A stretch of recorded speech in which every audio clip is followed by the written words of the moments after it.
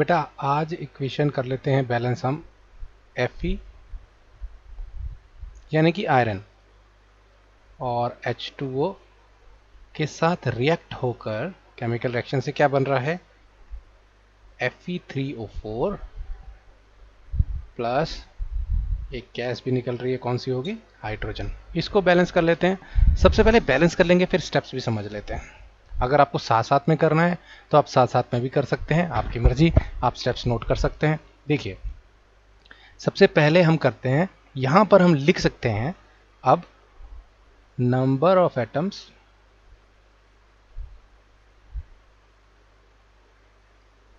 इन reactants.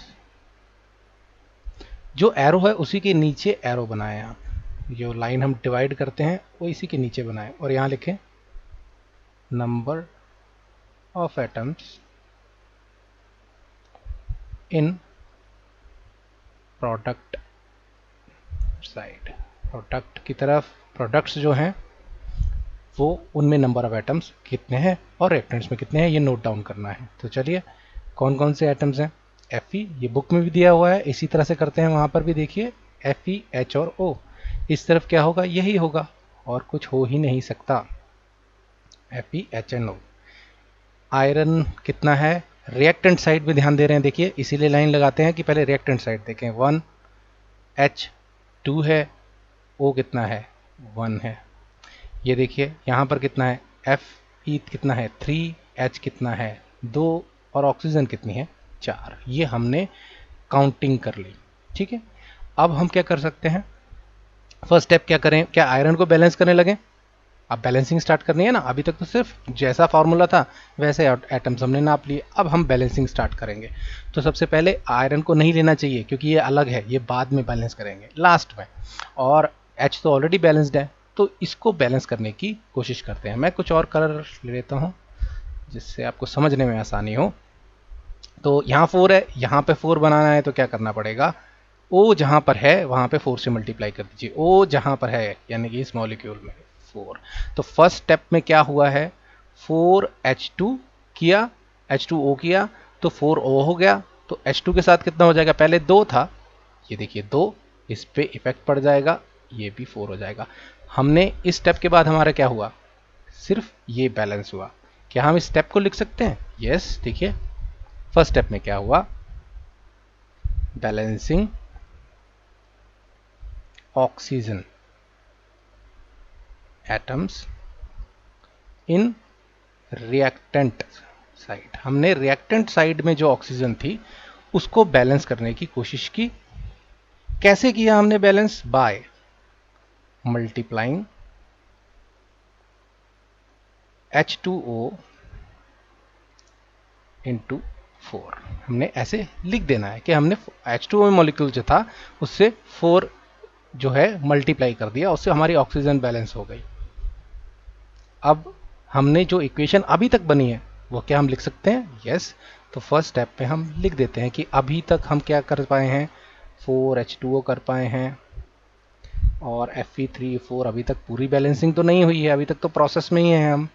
हम यहाँ तक पहुँचे हैं पहले स्टेप में। यहाँ पर अब क्या हो गया, यहाँ पर देखिए, यहाँ पर मैं नोट डालूंगा, एक note, number of atoms of hydrogen. अगर हाइड्रोजन याद नहीं आएगा H लिखूंगा, H एटम लिख दूंगा, हाइड्रोजन बिकम्स कितना बन जाता है, क्योंकि हमने 4 से मल्टीप्लाई किया है, दैट बिकम्स 4 इंटू 2 8। जो हम यहाँ पर लिख रहे हैं उसी को यहाँ पर एक्सप्लेन किया जा रहा है, बट अब हम बहुत ही स्लो यानी कि स्टेप बाय स्टेप चल रहे हैं, इसलिए ऐसा कर रहे हैं। अब देखिए नेक्स्ट स्टेप में क्या करेंगे हम, नेक्स्ट स्टेप में क्या करते थे, इसके लिए भी कलर अलग ले लेता हूँ जिससे और ध्यान में आपके आए। अब हमें क्या करना है, यहाँ तक फर्स्ट स्टेप कंप्लीट हो गया, अब हम करेंगे हाइड्रोजन एटम को बैलेंस। वो कैसे कर सकते हैं, यहाँ से 4 को मल्टीप्लाई कर सकते हैं, ठीक है। तो ये बैलेंस हो गया, तो यहाँ पर भी 8 और यहाँ पर भी 8। इसका मतलब क्या है सर, जहाँ पर H है, H एटम यहाँ पर है तो वहाँ पे 4 से मल्टीप्लाई कर दीजिए। क्या किसी और चीज़ को इफेक्ट पड़ेगा? क्या जैसे पिछले स्टेप में ये नोट लिखने की ज़रूरत पड़ी थी, क्या इसमें ज़रूरत पड़ेगी? नहीं। तो इजी हो गया। और सेकंड स्टेप तो बहुत इजी है। तो सेकंड स्टेप देखिए, सेकंड स्टेप में लिख रहा हूँ, यहाँ पर क्या किया है इस स्टेप में वो देख लीजिए, बैलेंसिंग H एटम्स। अब मैंने हाइड्रोजन नहीं लिखा, बाय मल्टीप्लाइंग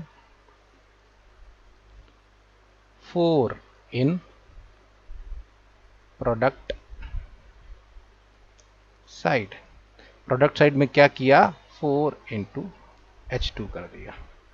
ठीक है, तो जिससे 8 हो जाएंगे और बैलेंस हो जाएगा।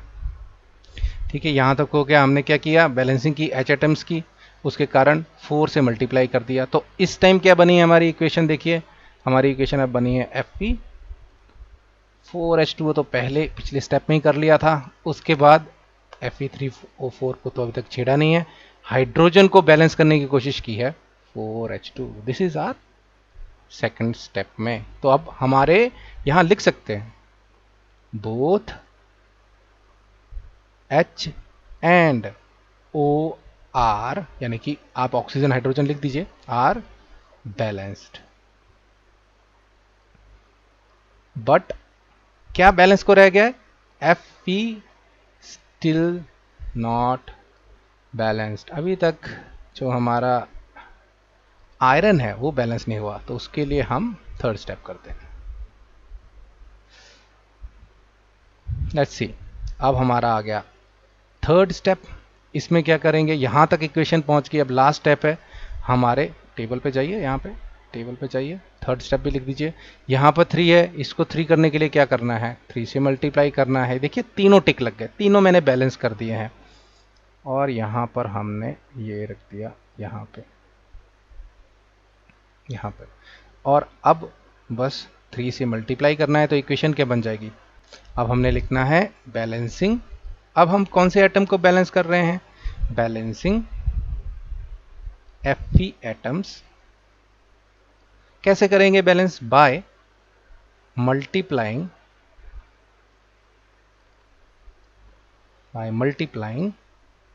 Fe into 3।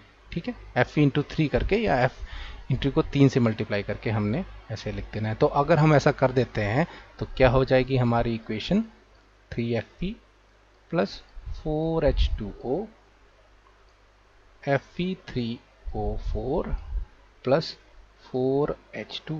This is our, अब नोट लिख सकते हो, यहां लिख सकते हैं finally, this is our balanced equation. तो अब हमने वर्डिंग के हिसाब से भी स्टेप बाय स्टेप भी कर दिया।